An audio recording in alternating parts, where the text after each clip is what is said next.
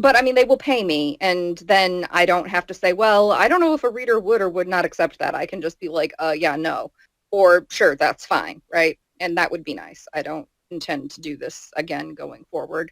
But right, yes, also there is the money piece. I will be stuck sitting at my house anyway. I might as well beat my head against a wall for a week and, save some money. Oh, well. Oh, let's see. Is Liam from Third Block here? Okay, I will answer the question that just came through privately here in just a second. Yes, not Liam Buchanan, the other Liam. The reason I'm asking for the other Liam is that on the little Google Classroom attendance thing, right, I can't remember. Oh, Spurlock, that's his last name. I couldn't remember his last name. But on the little attendance thing, he said like what a great job I was doing, which was just humorous to me because I don't think I've seen him on a call in like an entire month. So I wasn't sure on what basis his assessment that I was doing a good job was, what that was predicated on. I mean, yes, I would enjoy it. He could sense it, right? He saw all the things I was posting. He's like, damn, she's working hard. I'm not going to do any of that, but it looks like she's working hard. Like a dog senses a tsunami. Oh my gosh. Yeah, don't thanks. But don't ask my freshmen. I was like, have I given you way less work than your other teachers? They were like, yes. And I wanted to be like, wow, that's because I've been spending all my energy on the AP World class trying to learn how to write DBQs. So for them, I'm like, here, watch this documentary. Okay, so let's talk about this. The question that I had was, what is the deal with Google? Can you use it? Can you not? You can totally use Google, okay? For a second, Mahir, I thought you were calling me a stiff, and I was like, I'm dead? That's perfect.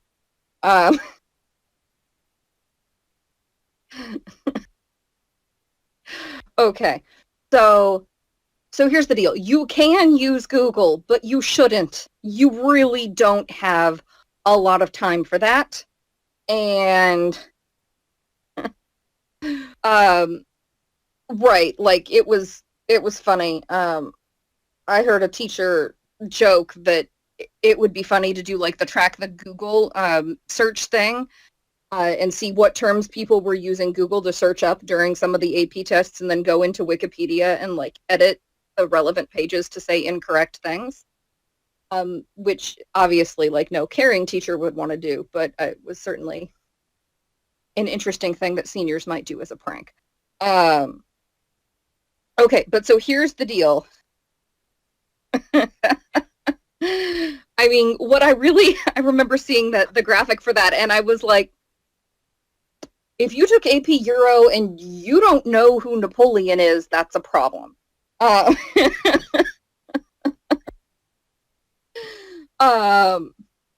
is biology? Yes,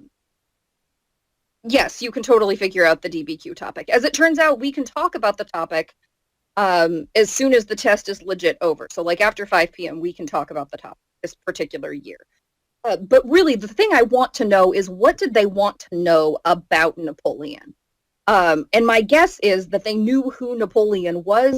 My guess is they wanted to check on a battle name or on a year or when. Yes, I know the kids are taking the test at 2. But so here's the deal. Some people get time and a half or double time because of learning differences or learning disabilities or IEPs, or, if you're vision impaired and you have to have somebody describe every single document and read it to you or describe every single image, they get extra time. So none of that should go past 4. And then that would still give like an hour as a buffer. So like we can be on here and talk about it after 5. Okay? Like I don't want to see you talking about it anywhere on Discord on any of these channels that I have access to. You were not talking about it on my server before 5 p.m. Okay. You definitely need to not talk to anybody before 4. Okay. Because really for folks who have double time, they will be testing until 4.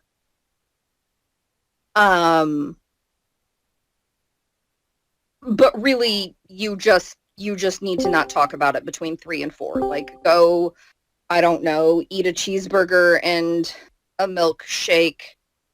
You know, all of this. Okay, good point. You don't eat beef at all, or you just don't eat beef is different than pork. Oops. I'm smart. I'm smart. Well, you could go have I don't know, I'm not gonna finish that sentence. You could have anything that doesn't involve beef. You could eat a lettuce wrap. Um, you serve it. That's messed up. Okay, so you really need to not talk to anybody about it until 4 o'clock. And even if you have a problem, don't email your answers to me. Don't email your answers to Miss Roman. They're Romans. There will now be a thing. You guys are cracking me up. There will be a thing. There will be a unique email address if you have not been able to submit, and it will say, okay, there's an emergency and submitting didn't work. So go ahead. And maybe it just hasn't come through yet. Because isn't the macro test at 4? I'm wondering if they're doing it like 2 days and a few hours before. Anyways, so there will be a special email address. If you are not able to submit, that email address will be unique to you. So if you submit like multiple answers there, they will disqualify you. So my guess is that it should be there by 2 o'clock today. Okay.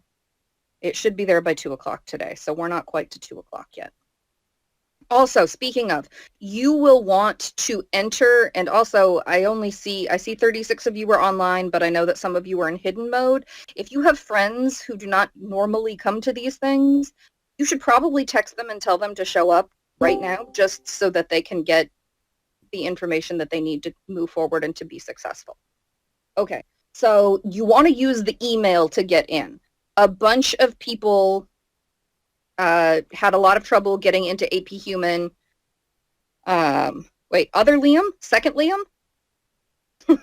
Yes. Congratulations, Liam. You are now second Liam. So you want to get in with your ticket because the website is going to be totally overwhelmed. And that's what happened with AP Human, was that a lot of people couldn't get in because everybody thought they would just log in and go through that way, and they didn't want to have to open their email and click on the link in the email somehow.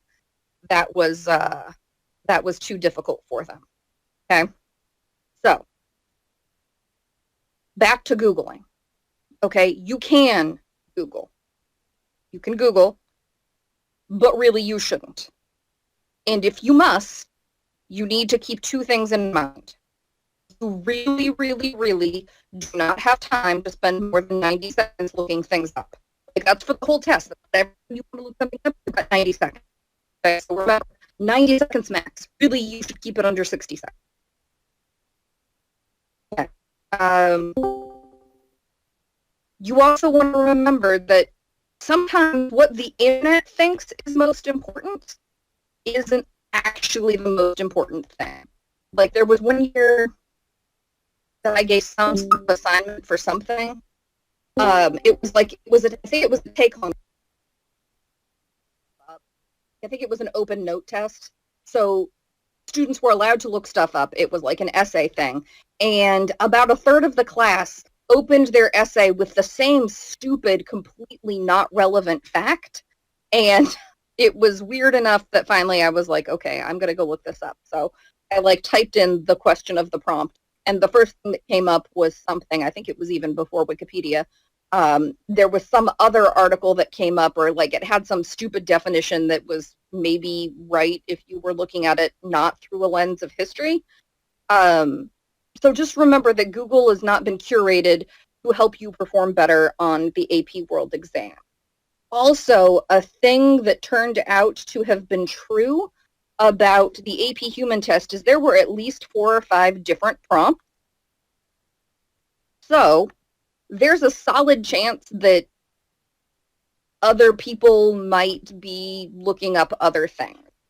Okay, so it's like talking to your friend, which is totally not allowed, might not even be helpful because there's a decent chance that you will have a different prompt. Okay. Now let's talk about Google and plagiarism.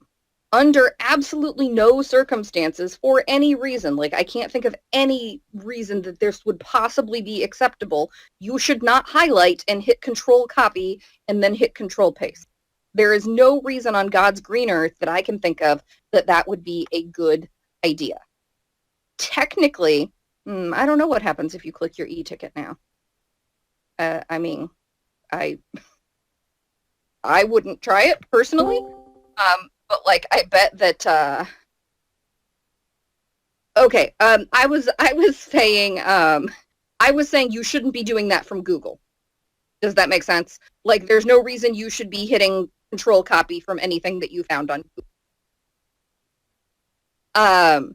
If you wanted to copy the name of the author, that's fine. But I'm just like, so thinking about this from a plagiarism perspective, you should not copy paste anything from Google. Oh, I'll go back and change wording. Nope, don't do it. You'll screw it up. You don't want to do that. And realistically, the kinds of things, and this is what I was thinking about with that Napoleon question, is I bet that it wasn't, they typed in Napoleon because they were in a hurry, right? And that's going to get you to the Napoleon Wikipedia page, probably. And then you can get the dates, and you can find out, 1815, that's when he died. Or where did he die? The island of St. Helena, right? Like, you're not probably going to remember that off the top of your head. Okay, that's the kind of thing that you could potentially Google, is to double check on years so you can figure out an order that things happened, but you shouldn't just go trolling on Google to find some outside evidence. Like, that's not how you should use it.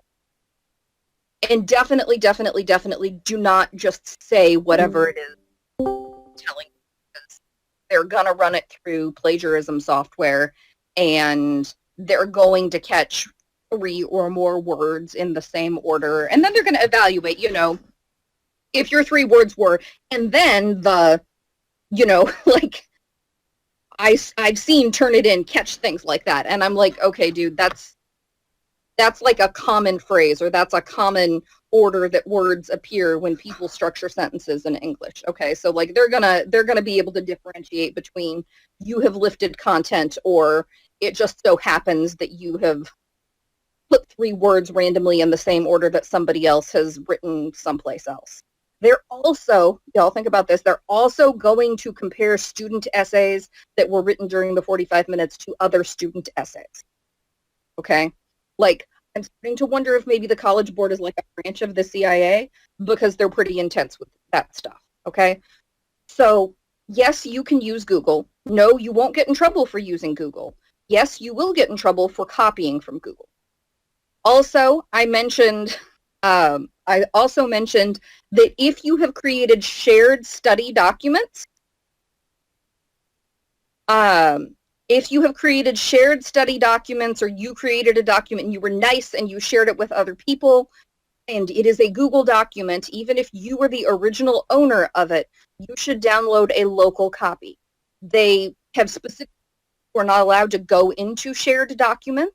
Now, again, I have no idea how the College Board would be able to tell if, if Esther and Liam are sharing a document. Like, I don't know how the College Board would know that, but considering all of the other things that they do and the fact that they are starting to seem a little bit CIA-like, probably just follow their instructions and not do that.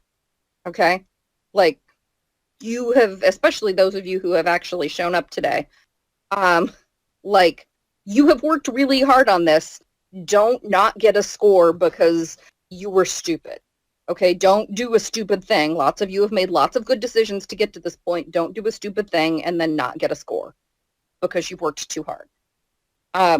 Yeah, they do care an awful lot. Like, they really do.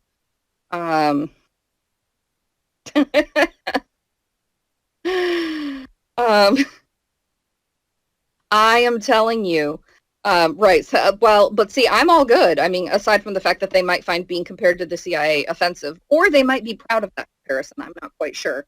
Like, I'm really not saying anything that I can get in trouble for, except I think I might have used one or two bad words. But, I mean, have you met teenagers? Like, go stand in the hallway in a high school. Like, I promise I'm not bad.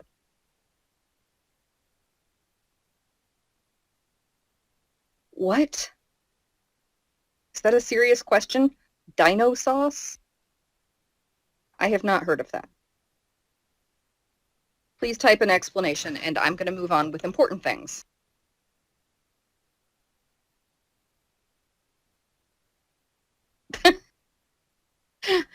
Mrs. Krause goes and makes Reddit with the name Dino contained in it. Yes, I did know. I didn't know that it was called that. Yes, they have legitimately. I told you this. Like, there's another one in the news, but I told you they busted up a cheating ring like 2 weeks ago on Reddit. So it's not just the aunt from Full House who's getting in trouble for cheating.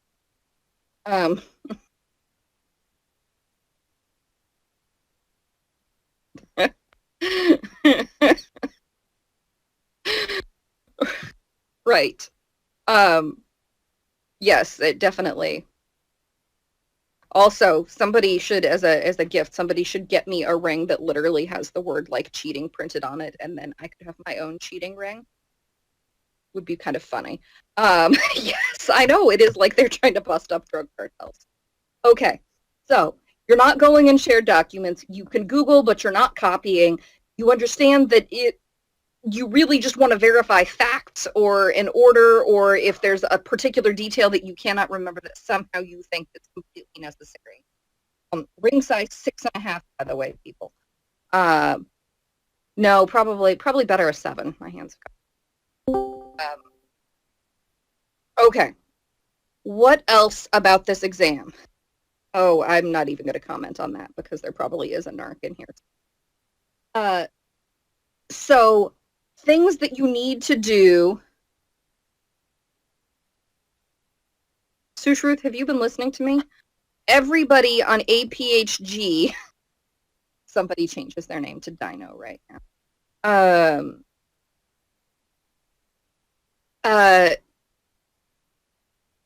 You could just use the link on the College Board website, but that was the whole problem with AP Human, was everybody was like, I don't need to check my email. I'll just go on the College Board website, and then the website crashed.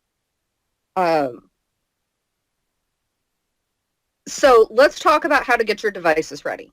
If you're using an iPhone, you need to change the format in which your pictures get taken, or you need to make sure by practicing that your pictures get converted to JPEGs when you email them to yourself. Okay? So that's the thing you need to do if you are on an iPhone. If you are on any kind of device where you have a plugin such as Grammarly or one of these weather plugins or any other kind of plugin, possibly even an ad blocker, I'm not sure about that, but like all the plugins need to be removed. In general, I just don't download plugins because they're mostly just ways of spying on you. And I mean, I give enough information away by taking quizzes on Facebook and whatnot that like I figure I don't need to make it any easier for them to spy on me. So you need to uninstall all the plugins on your computer. If you have Grammarly on your computer and you try to take this test, it will not work and you will be screwed and you will have to wait until the June date to take the test. As far as somebody asked when you're going to get your results back, they're saying mid-July. I want to say the scoring of these, I think they said it was going to start maybe on the 17th of June. So it's going to be a while. Because they've got to check everything for viruses, and then they got to run it through their anti-plagiarism software. I do believe you actually have to uninstall them, although I managed to make my computer work just fine most of the time. I'm like not a technology expert, so I've heard the word uninstall repeatedly. I have not ever heard anybody say, oh, just pause Grammarly and then it will work. Yeah, please don't upload viruses to the College Board. I mean, but uninstalling it shouldn't be that hard. Deleting an app off your phone, it shouldn't be that hard. Please don't. Please don't. Okay, so let's take a look at my list. We've gone over some of these things so far. Oh, hi, somebody's unmuted. Okay, so I've got some suggestions for reviewing. You've got those key concept outlines. If you have an AP World Study book, shout out to the student, I don't remember who exactly it was, who showed up on the last day that we were in school and said, can I borrow one of these books? Smartest person in the room right there. Things that you can watch, John Green, Steve Heimler. You can look at Freemanpedia. You can look at Worldopedia. You can look at Harmon History. Antisocial Studies has reviews on YouTube. There's that guy who sits in the hot tub in his like clothes. I mean, he must not like his clothes very much because I feel like chlorine is not good for your clothes. Okay. Yeah, there's links to some of that stuff. You can find it all. You guys are smart. Somebody, I think, who was it? I don't remember who it was, but there was somebody who posted, maybe it was Esther, and somebody else who posted links to brief reference sheets. That's fine. You can print those out. I would recommend that you sort of make like a big semicircle around you if you've got different papers, like you have paper and your scratch paper right there, like right next to your mouse. And then you line up the other units or other resources you think you might want, like in order of unit and time frame, so that the earliest is on the left and the most recent is on the right. And then like you can just pick up that whole stack and be like, great, this is going to be my reference stack based on the prompt that I have in front of me.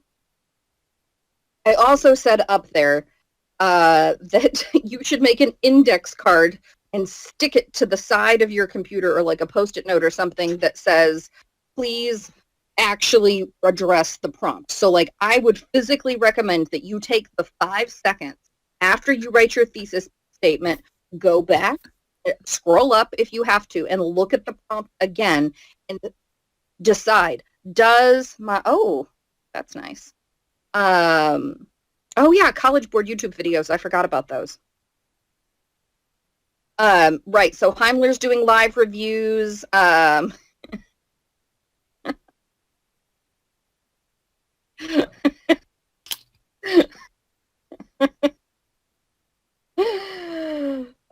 that's a good time. Okay, brilliant. So I would definitely say that the ones that the College Board is putting out, particularly if they're going over the practice prompts in detail, that is a good place to spend your time. And it does two things. It reminds you how to write a better DBQ, and it also reviews relevant and related content. So I appreciate very much you guys. I appreciate that you guys have some good resources and that you're sharing them. Dear Dino Sauce and friends.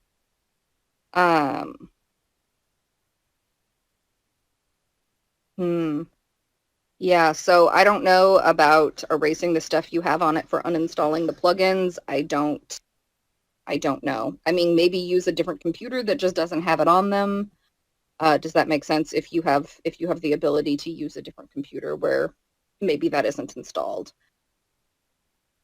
All right, so back to the list. Studying, right. But make sure you will have a chance, but make sure that you really, truly, actually respond to the prompt. I know that there were, I think, 4 essays that I sent back to students, and in general, good students, like not people who have never even attempted to write a DBQ before in their lives, like people who wrote good essays where I'm like, ooh, so your thesis isn't going to get the point because it doesn't respond to the prompt. Would you like me to score a different essay? Because this one is not going to score well. Okay, so that is a preventable mistake. Steve Heimler, somebody posted the video about the 5 big mistakes that students make on DBQs. We've got all kinds of stuff on here that you can look at. Like I said, you should have your rubric printed out. You should have your stuff arrayed around you. You should have your plugins, your iPhone, all of that stuff ready. If you haven't done so already, you should make sure that the internet connection at the place where you are planning on working is strong. Because, yeah, that is not something that you need to be messed up with. If you have a lot of people in your home or you think that you are likely to be disturbed because many people are going to forget that you are taking a test and need not be disturbed, I would, erect some sort of barrier outside of the door.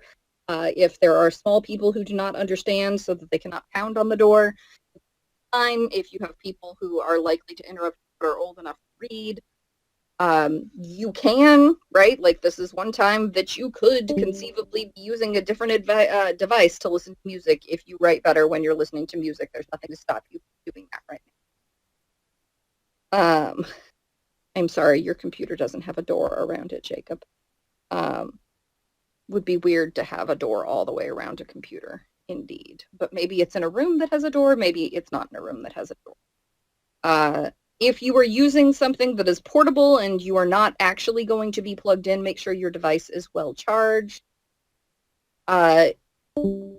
If you, and I've heard that some people have successfully printed documents. I've heard that some people have had trouble. If it doesn't work, like try twice and then just give up. You know, it would be nice if you want to do it that way, but that's really not a good use of your time. Obviously, your document needs to be open and saved with your initials and your AP number. Again, I have heard many, many, many people say that their students have struggled with the copy-paste feature. If you want to try it, again, maybe try it once, and if it does not come out perfect, then I would just go the uploading route. If you think you're going to Google things, maybe already have your Google window open, have some scratch paper, figure out how you like to have your windows arranged on your screen. Yeah. And then stuff for test day, like I got really basic. You know, your test is at 2. Please don't wake up at 1. Please don't. Like, think about you sitting in first block class every day and about how the majority of you are still half dead. Okay, get up several hours before you take the test. Is macro before world now? I think, is macro at 12?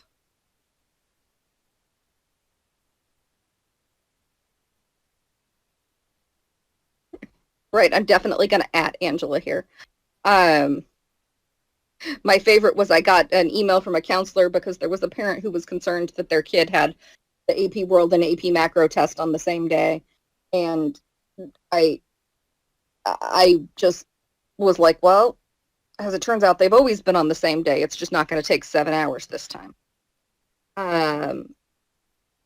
So yeah. Yay, so my test is still first.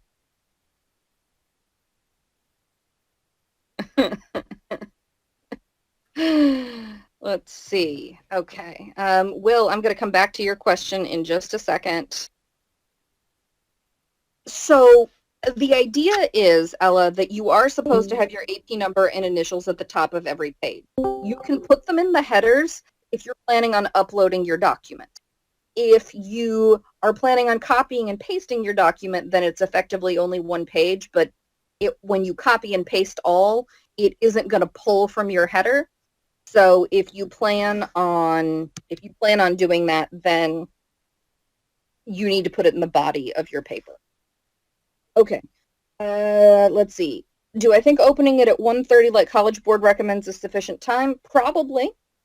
I can't imagine that the typing thing, because they're going to make you type the "I'm not going to cheat" statement, I think is what they're using as their typing sample. But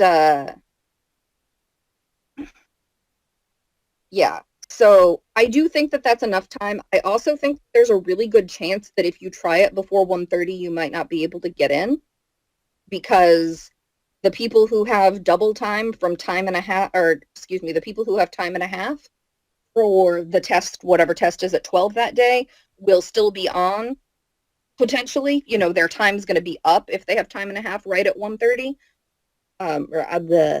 I can math. If they have double time, their time's going to be up right at 1:30. So the server still might be a little bit swamped. Okay. So I wouldn't recommend signing in particularly early. No, Sushruth, you should not take it in June.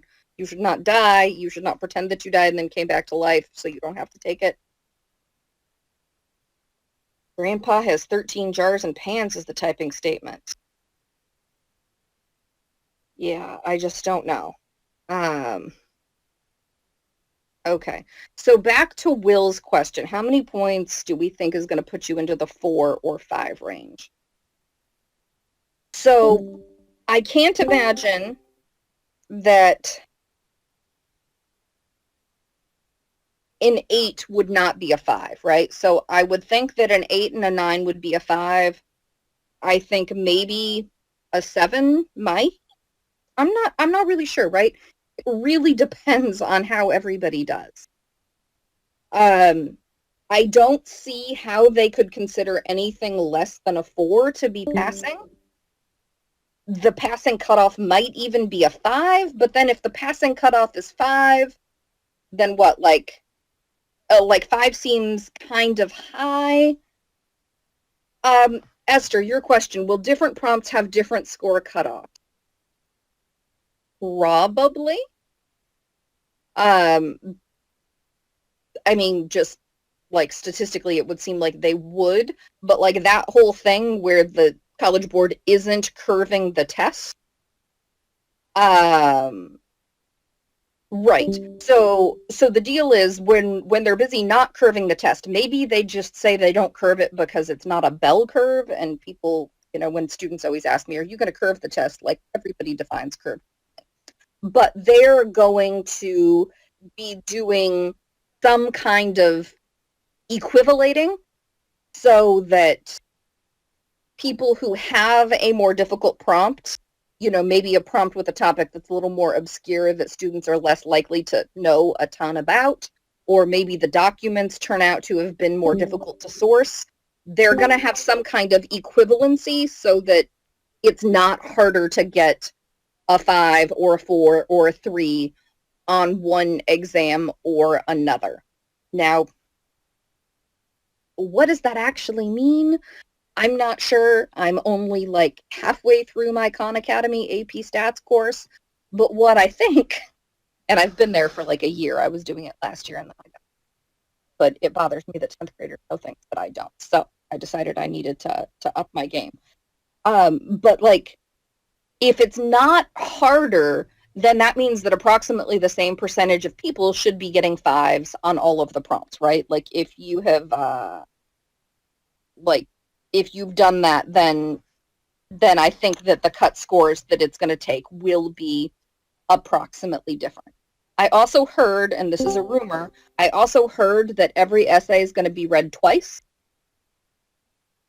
Well, really, truthfully, Olivia, it bothers me when anybody knows things that I don't, which can descend very, very quickly into mania. So I try to limit that to certain groups and certain people, because like I can't possibly know everything. Like, I had a former student who in college took a class called compressible aerodynamics, and I was like, oh, what is that? Can you tell me about that? I got like the 2-sentence explanation, and I was like, well, could you really tell me about that? Okay, yeah, so Ella, that is true. I want you guys to think critically, though, about that statement.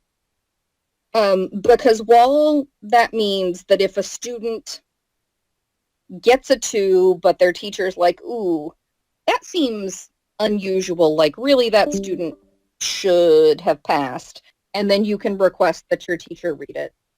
So part 1, like, understand, it's not that I don't like giving grades or anything, but that does put the teacher in an awkward position.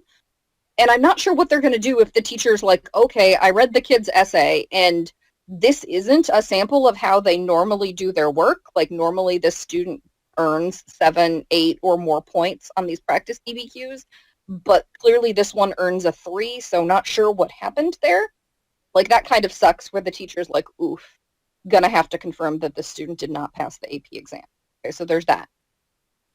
The other thing about that, like, if you're thinking critically and you're thinking that the College Board is a little bit like the CIA, what else could the College Board potentially gain from having teachers who know what students' usual scores on DBQs should be? What else?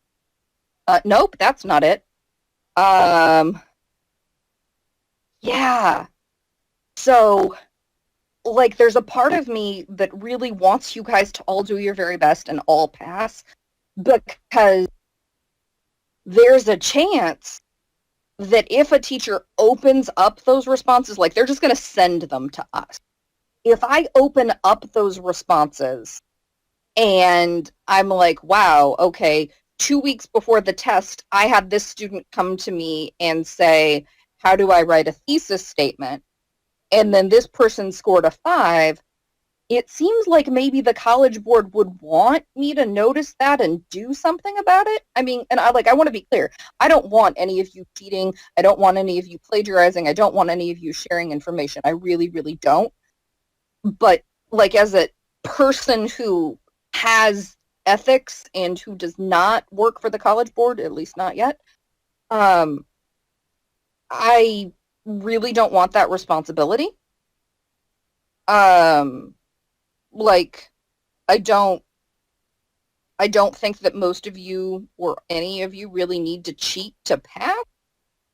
But I certainly don't want to be put in a role where the expectation is that I'm going to become a snitch. Does that make sense? Like, so I'm really sort of suspicious about this business that the College Board is going to be doing. Yeah, so, but here's the deal. Like, anytime you ask a teacher to, like, assess their own students' work like this, you are opening up an ethical Pandora's box. Like, that's why I can't be a proctor for the AP World exam, right? I could proctor AP Bio. I have never heard that. I have never heard that.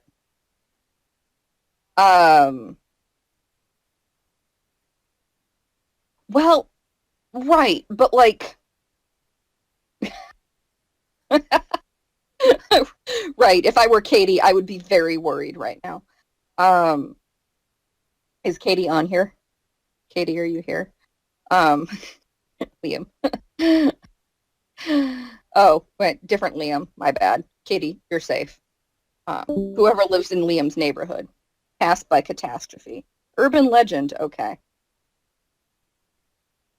As it turns out, the college I went to, if your roommate died, they really would give you A's for the semester. But again, that's a pretty high price to pay for A's.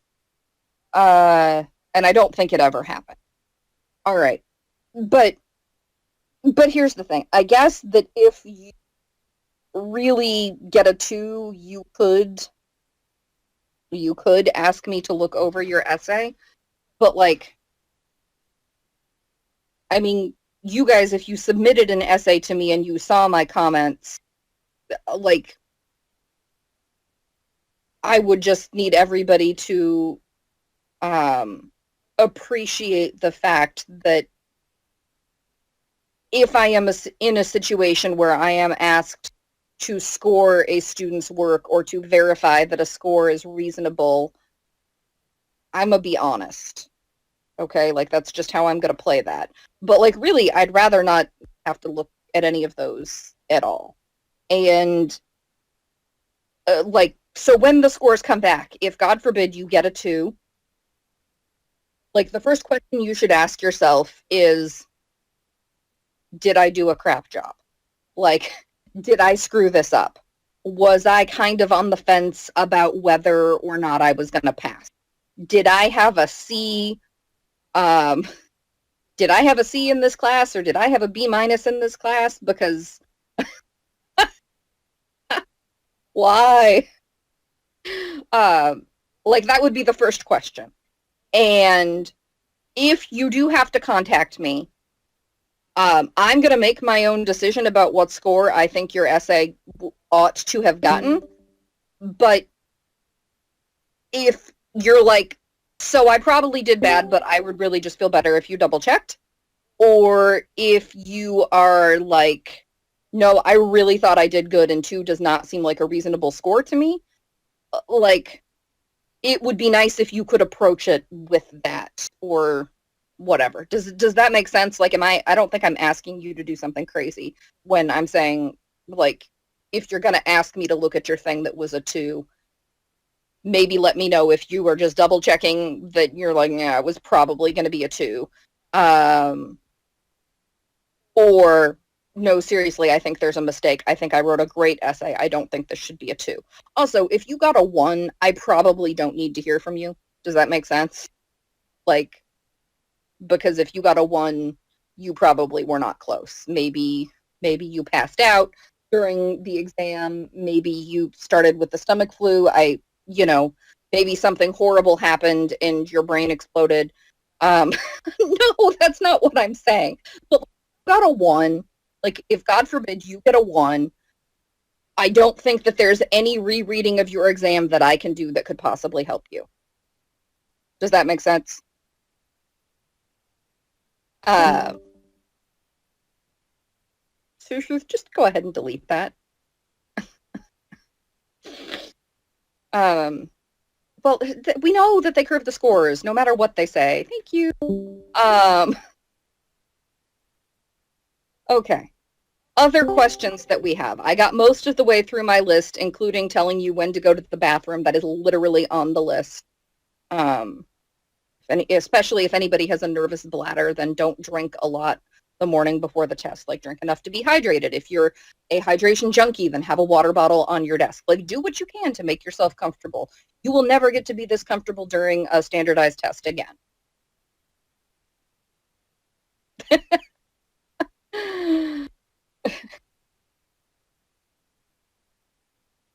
But Olivia, we don't know. Are you a hydration junkie or do you have a nervous bladder? I said 2 things in a row. So which one was I calling you out on? Um,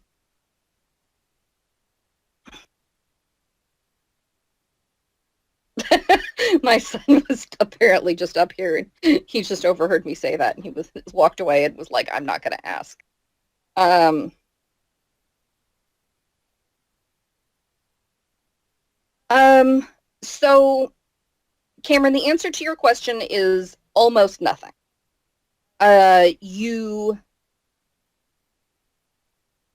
It will be good that you will have that because then you can submit it if there's a problem with your submission process. And then you should hang on to it. Don't, yes, I would just put it away. Don't send it to me. Don't ask me to pre-grade it. Like, I will probably say something like, are you insane? I like my job. Also, that's not how you spell baby. Um, or is that bye-bye? Because I don't think that's how you spell bye-bye either. Um,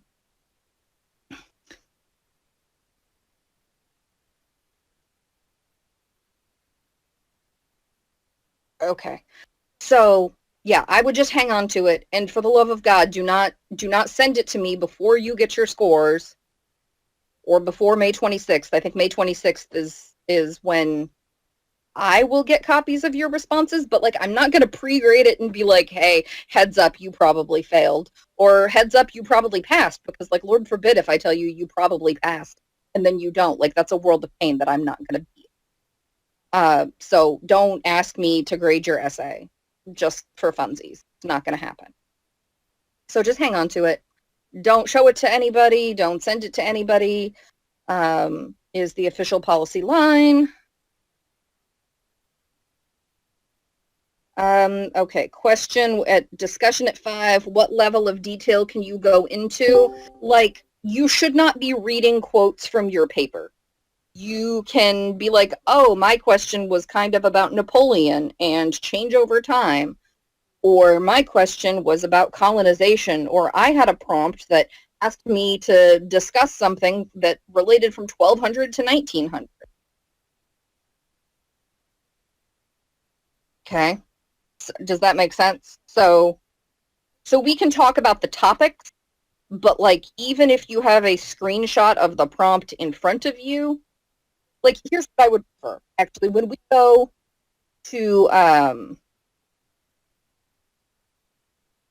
when we go to discuss that, even if somehow you have screenshotted the documents or whatever, I do not want you to have those open when we have our discussion.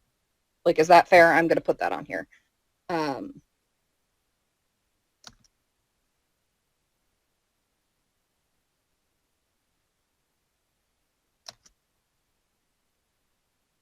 Okay. So when we discuss at 5, so please react to that so I can say this many students responded.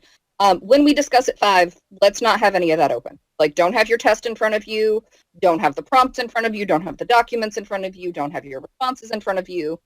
Let's just not.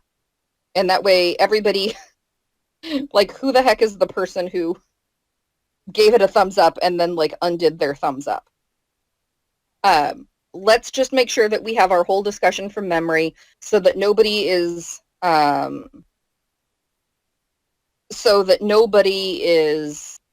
accidentally sharing things. Okay, so under normal circumstances, I absolutely would recommend taking a day off. Okay, now, so, like, the heck? Is that Otis and Olivia again? I do think that it's totally fine to take a break.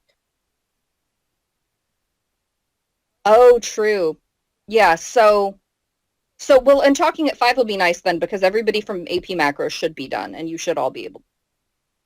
Okay, so do I recommend not doing any world work tomorrow? If you do anything tomorrow, it should be a no stress situation. I mean, unless, okay, with a couple of exceptions. If you still need to make your main topic note sheets, that's fine. And if you only started worrying about reviewing and writing DBQs like a week and a half ago, then you probably should, then maybe you should consider studying some more. But for people who have done the right thing and who have been working hard all along and who have been, like, yeah, for you, I definitely think that taking a break is a good idea.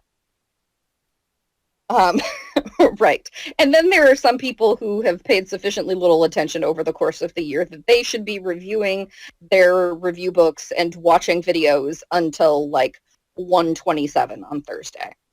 But like if we had class right now, we would have a free day. In fact, this is really sad. And I can't, if somebody wants to help me think of a way to do this, I would be willing to make this happen. But I have this game. It's called Cards Against AP World, and it's like Cards Against Humanity, but only it's stuff about AP World. And it's in the classroom. I have 8 different sets for all of the different tables. So if somebody wants to download it and figure out a way how students can be in a group and play it together virtually, I am open to that. I'm also not quite sure how I could do a Kahoot. I could probably start a Kahoot and do a screen share, but like, but yeah, it can't be regular Cards Against Humanity, though. It would have to be Cards Against AP World. And as it turns out, it's super fun, and it is good for the, oh my gosh, I've never heard of that thing. Can somebody explain it to me right now? No, it can't.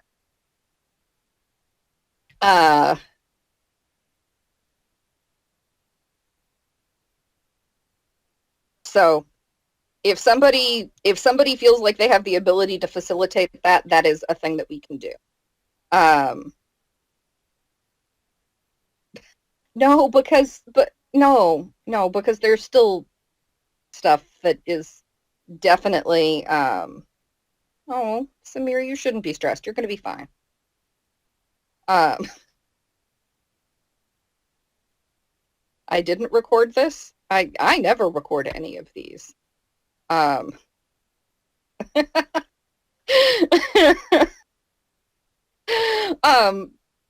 someday when we have free time and we can all go out and get milkshakes together, I'm going to need you to tell me about Operation Black Book because I don't know anything about that. Literally the only thing I know about the Falkland Islands War is what I learned from watching, it's called The Grand Tour now, but the thing with Jeremy Clarkson, that car show, I don't remember it.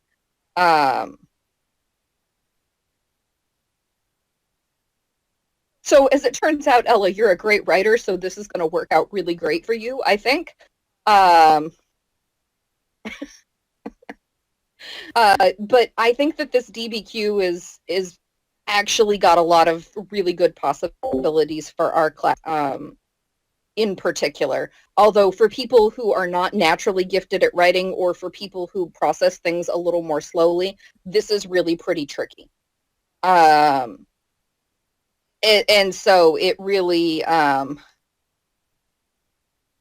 it's really pretty tricky for some folks. So it's like, it's definitely going to be a win for some people, and it's going to be not a win for other people. But they're trying, like, just take the fact that even like on average, I'm totally like stuttering here. In general, people get about the same number of points on the DBQs that they would have gotten on the multiple choice, like on average. So even if you think that it puts you at a slight advantage or a slight disadvantage, it's not a huge difference, because like you know things or you don't. And again, like for the people who don't know things, maybe cramming tomorrow is not your worst strategy ever. Well, yes, you do have to apply your knowledge to make your own ideas, but as it turns out, you have to apply your own knowledge to pass these multiple choice questions too. I mean, yeah, the multiple choice does give you some options, but yeah. So I think some of you, I think I said this in somebody's small group, that Freeman of Freemanpedia on the Facebook group posted, I think somebody said that they liked the 10-point rubric better. And of course, that was me. I've gotten like 150 responses of people saying, yes, I like that one better. But Freeman of Freemanpedia just made a survey, and he was like, there are two options. I prefer the 10-point rubric, or I prefer the 7-point rubric. And like 780 people said they prefer the 10-point rubric, and literally 7 people said they prefer the 7-point rubric. And my favorite comment was, cool, so now that we overwhelmingly know what teachers prefer, we will never ever see a 10-point rubric from College Board again. Jonathan Freeman, not Gordon. Let's see. So there was one other question up here I think I didn't answer. Oh, the question I didn't answer is, are we going to go back to school in July? Y'all, I don't know. I don't know. Like, right? Like, I've got plenty of my own personal opinions about all kinds of things. I don't know.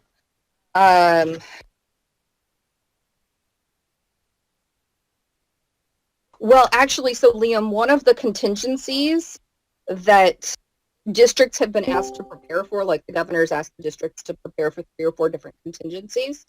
One of the contingencies is opening early, because the odds of, well, I'm still going to be a teacher. You don't want all my personal opinions. Now, who is that?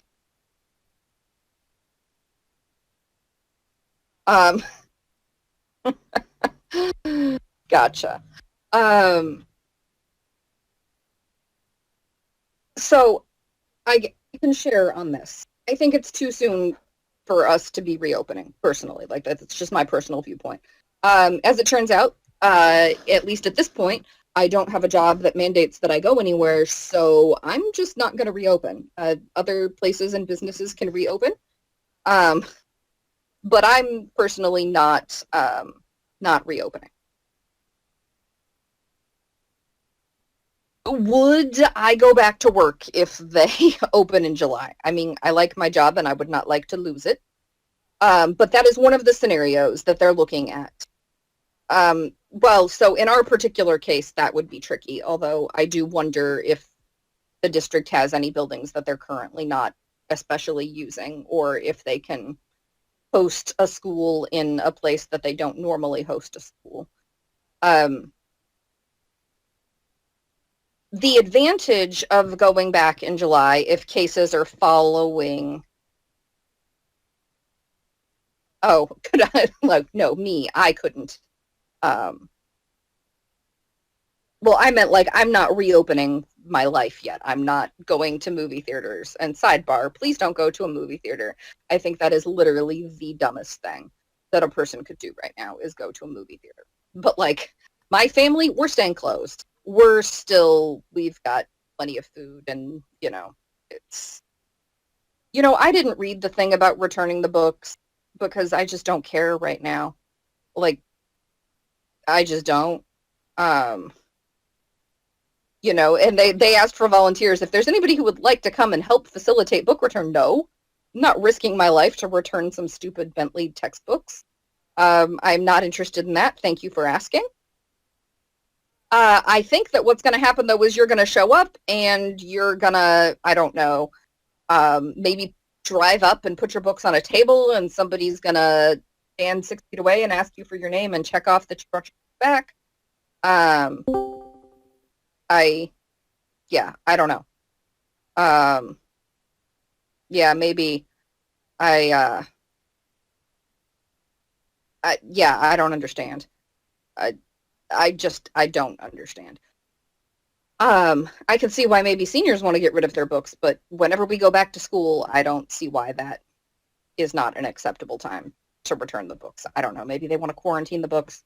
But in any case, if cases are dropping and we're not having like 35 new cases or like the vast majority of the new cases in Jefferson County every single day, maybe going back in July wouldn't be so horrible because I feel like it's going to be worse in the fall. But I mean, you guys saw my crystal ball is very flawed. I said Joe Biden was not a viable candidate any longer. And here we are. So is it going to be bad in the fall? Right. Thanks, Angela. I was just calling a spade a spade. I mean, they tried finessing. I love it. Um, so I really don't know what's going to happen. I I do feel like cases are going to be lower in July than they are in October, but I could really be wrong. I could really, really, really be wrong. Um, but I wish that they could make a choice. I understand why they don't want to make a choice now, but I wish they could make a choice because if we know that all of first semester is going to be online, like I can plan for that and I can make it better, and I can get like feedback from you guys on what worked and what didn't work and how to not make students lose their mind. Um, yeah, I mean, I would like to be at school, but also I don't want the coronavirus because I'm in that little window of people who just get random strokes. And I don't want to get a random stroke. And yeah, I have an N100 respirator that I could wear, but it would be awfully hard to talk in that, and it's the opposite of attractive, and it's very uncomfortable. Um, yeah, I don't even know what they're going to do, right? Because like some people, um, some people take different classes, like the math and the sciences, like that's not sorted by grade. Um, yes, I would like for schools to be safe again too. Um, and I just like I saw that schools opening is in some states like phase 5. And I do think that schools are potentially the most dangerous place because they're the place where you're most likely um, going to have asymptomatic people breathing all over each other and shuffling. Like, I only see, 90 people a day? Like in my classroom, but you guys go 4 classes with 30 different people. So you guys are seeing even more people. Like I could more easily socially distance from y'all. Like I could put up a little barrier and be like, I am not leaving this little area and you are not touching my stuff and you're all going to stay 6 feet away. Like students don't even have that option. So y'all are going to be there and yeah, you're going to be talking and singing and yeah, well, Amelia, I don't know. If school's open, I don't feel comfortable going. And I think that they can make me. I don't know if they can make you. And sidebar, I also don't really feel comfortable with my kids going. So, yeah, I don't know. I really don't know. Um, yeah, I don't know. I mean, elementary schools, like they could conceivably keep um kids like, 25 of them in one room and just have them share their germs with only those 25 people. But like high schools, it just doesn't work like that. Like, I'm not teaching you all four subjects. Nope. Teach you calculus. Come on, that's funny. Um, right. Well, and did you hear the thing of the churches? Like the woman who wasn't feeling that good but still went to choir practice, and like 53 people got COVID from her. Which I think is really solid evidence that this is not just droplet borne. Um, um, Wait, maybe Tatro can do what? I mean, I think the only way that they're going to be able to keep a school clean is if they hand every kid a thing of Clorox wipes on the way in and say, clean everything before you touch it.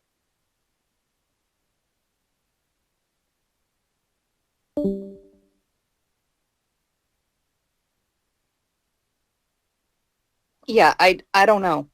I really don't know. I don't understand. I don't understand what's happening right now because cases, I mean, okay, cases in New York City are definitely falling.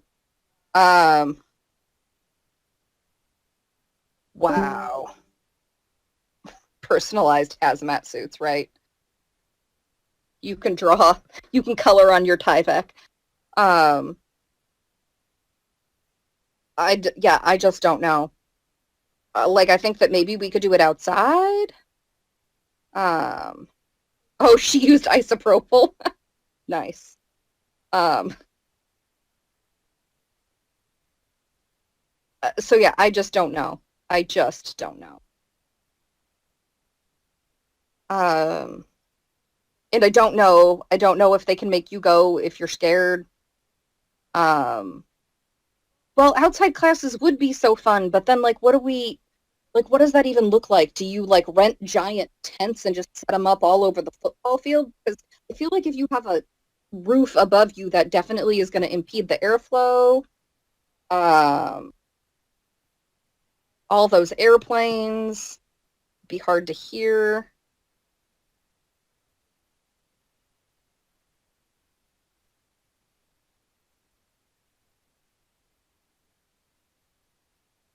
Yeah, maybe, but then like I really feel like again, interesting experiment. I feel like the people sitting right next to the fan will have way less chance of getting sick than the people who are sitting at the opposite end. Yeah, true. People with allergies. I don't. Right, you could just have fans blowing the air in and then everybody has an equal chance. Oh, I was imagining tables. I I don't even know, y'all. Okay. So is there anything else that is like you urgently need to know before this test? And seriously, if somebody has figured out a way to play Cards Against AP World, um, let me see if I actually have the file here.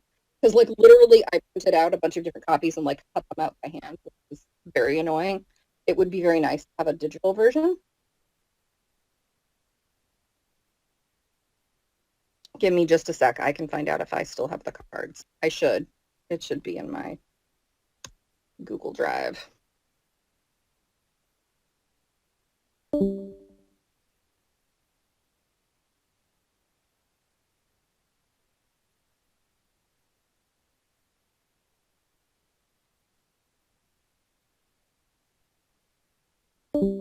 Yes, I do. Cards Against AP World History Review Game.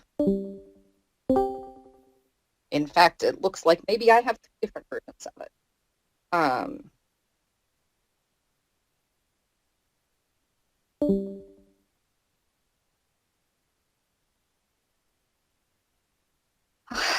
um, there is a makeup day.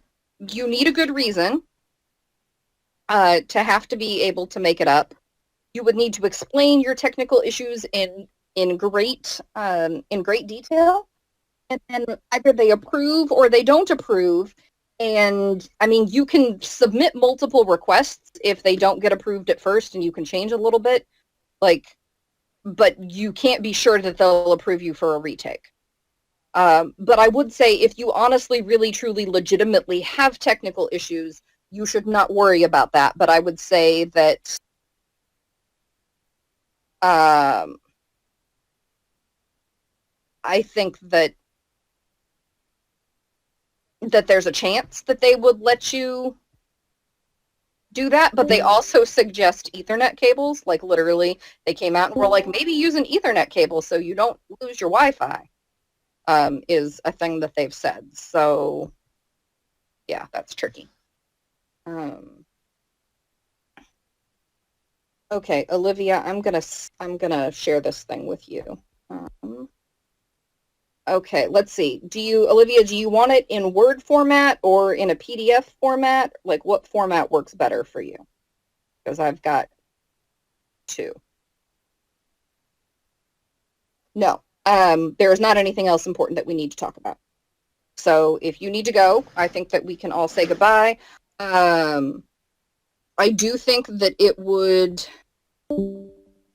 I think it would make sense if we want to do Cards Against Humanity that we at least pick a time to do that.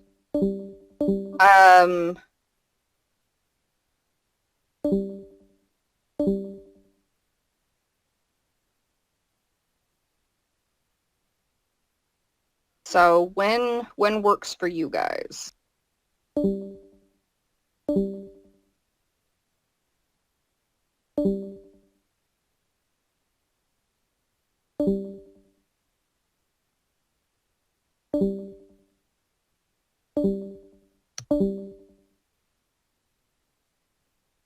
All right.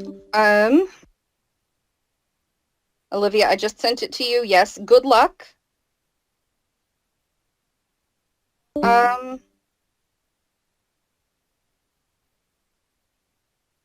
Let's yeah, let's say tomorrow at 2. And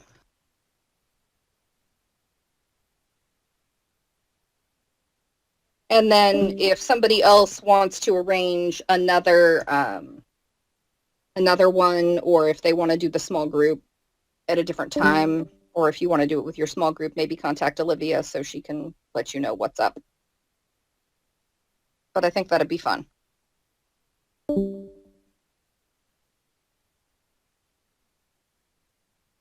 All right, y'all. Right, it is notably not. It's Cards Against AP World History. So it is a study activity, but it's fun. You cannot do that with me. You will need to be on somebody else's server. And sadly, I won't be able to be there.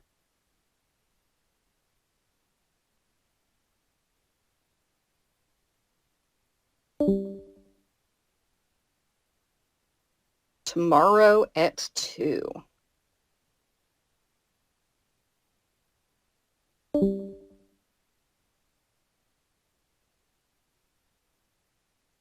Alrighty, y'all. Well, you guys have a great day.